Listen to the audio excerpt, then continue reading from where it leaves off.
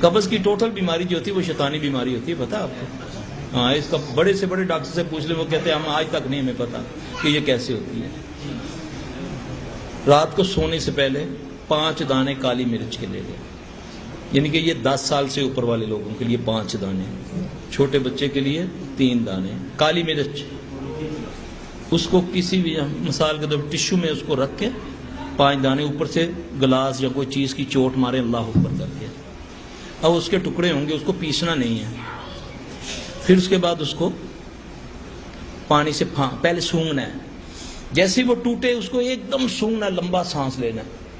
اتنا بھی نزدیک نہ کریں کہ ساری مرچیں اندر ہی ناک کے اندر سے چلی جائیں، یہ نہیں، سونگنا جب اس کی خوشبو اندر جائے، پھر اس کے بعد اس کو پھانک لیں پانی سے، 5-1 منٹ کے بعد زیتون کا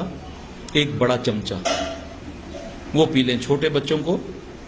چھوٹا چمچہ۔